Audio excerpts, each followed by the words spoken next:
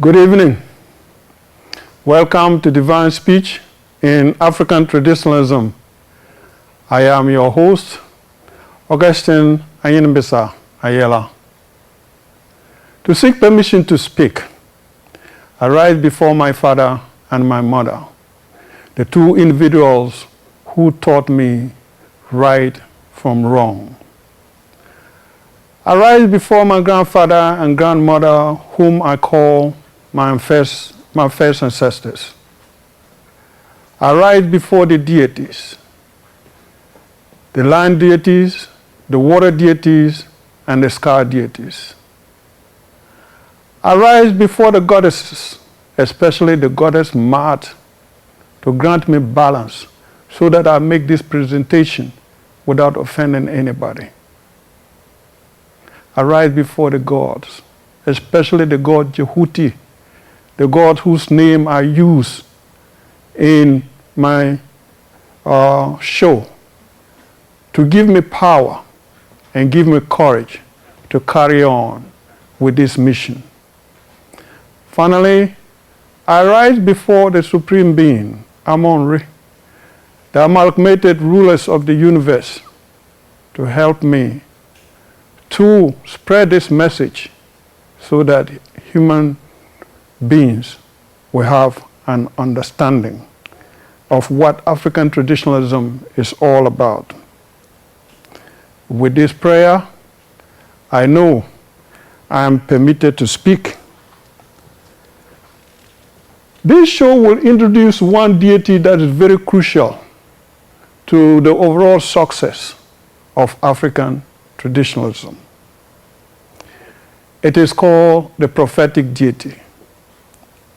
In my tradition, the Grisi tradition, which is sometimes called Frafra tradition, a misnomer, we call this prophetic deity Bakolko.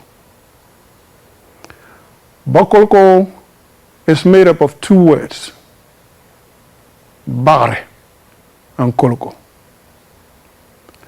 The Ba is an ancient African god, a hawk-like god that we used to call Ba in ancient Kemet. But before I get to the invocation of this prophetic deity, how the person, the mediator of this prophetic deity, invokes it to talk, I want to invoke the spirit of one of Africa's greatest historians. Quote, "The greatest destruction of Europeans and Arabs in Africa was not the physical conquest of the continent and its people. Their greatest feats were the conquest of the African mind. The tragic destructions of African institutions and their denigration of African civilizations as primitive. The main reason I am bringing this prophetic deity or Bakoloko to this show is to make sure that Africans share themselves of the word primitive. There is nothing wrong with being primitive. Primitive is ancient. Ancient is original. And for that matter, those of us who come from villages and pretend that we come from cities, those of us come, from towns and pretend that we come from cities because we don't want anybody to think that, we are primitive. We have to share that off our skins and also off our minds. This quote was made by Dr.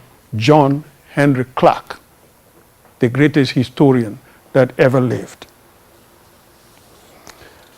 Bakolko, as I indicated earlier, is made up of two words, Bare and then Kolko. The Bare is either an obelisk or Teken. In fact, I should have used the word Teken first. Teken or Teknos. Erected in honor of a parent, a grandparent, a deity, or a goddess or a god. When this erection, you erect this mound or you erect this teken, then you can pour libation for that particular entity. So that is the ba part. The koloko is the process of prophecy. How to see tomorrow. How to predict a natural disaster. How to tell a person that you are going to get married and your first child is going to be a boy or a girl. That's the process of prophecy. And that is what is called the koloko. The koloko is the process of, prophecy. So when the two are put together, you're talking about a deity, you're talking about a goddess, you're talking about a god that has amalgamated itself in prophecy to predict the future and to recommend solutions for solving problems. As you can see from this picture, this is an ancient Kemetic god called Ba, in a human being in the form of a hawk. And it can fly. It can fly. And that is a god. I'm not very sure that whether this is the particular god that came to be part of the Bakoloko or not. But I'm very sure that the Ba part of Bakoloko is the Bare.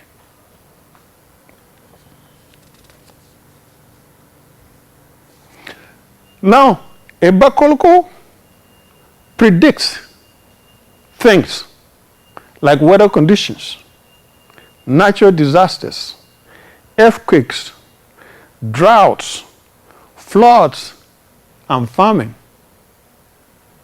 But how does that happen?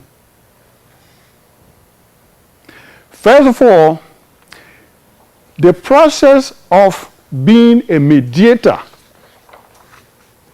being Bakolodana,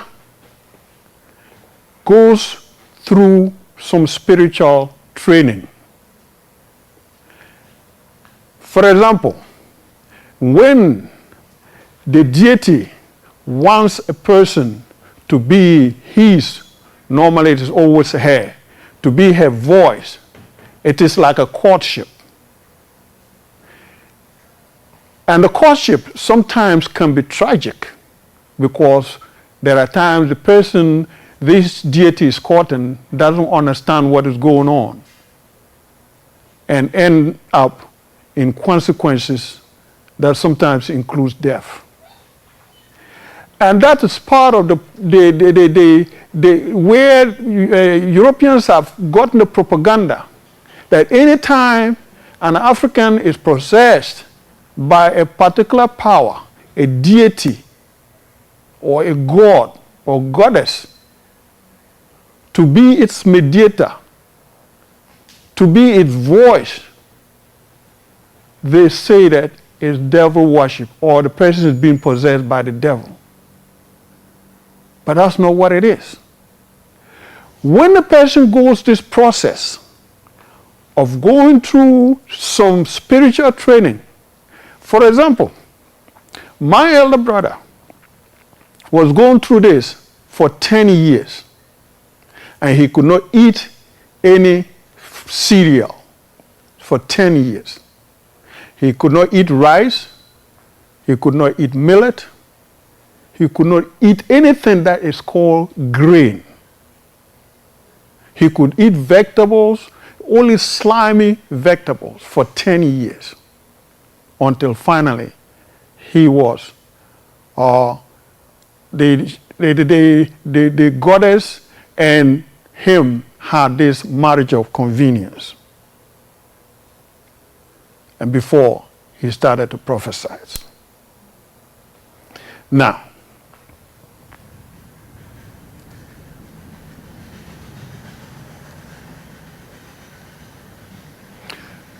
without the Bakoloko in a village setting, families will be devastated from diseases, but above all, evil spirits. The Bakoloko is a source for the selecting of kings, clan leaders, land priests, and other priests, and other high priests. The composition of the Bakoloko is as follows. Bakolwa. This is Bakolwa. It is a skin either made from goat, sheep, normally only goat and sheep, because a cow's skin is too large for it. This is a storage for all the objects that comes with Bakoloko. For example, these pebbles, they can be in there. For example, this pulley, a quiver protector, it can be in there. Other stones, other ornaments, other amulets, all of them are stored in this. And the only time they are not stored is when the Bakoloko is in the process of prophecy. So everything is poured out so that the magistic can select what particular, object needs to be discussed. Now, the second item is the Bakoloko Kuga. And these are the Kuga. This is when particular attention has to be paid. You see, part of it has black coloring. And the black coloring is magic medicine from the horn of the Bakoloko. Let me just show you the horn of the Bakoloko. There's always medicine in that. And the Bakoloko Dana will use the medicine to shade this. Now, before the Bakoloko can speak, this has to be thrown on the ground like this. Now, in fact, what I just did, it means that we can proceed. Kugasakya. Kugasakya means that the stones or the pebbles have agreed. Now, if they had landed on top with the black or the medicine part showing up, it means that Kugalaya, the pebbles have laughed. That means, that could mean that there's a woman in the house or in a clan that has delivered a baby, or a hunter has gone to the bush and made a kill. That is Kugalaya. Now, when all this, the two black sides, all land face down, things are not good. In other words, they cannot proceed.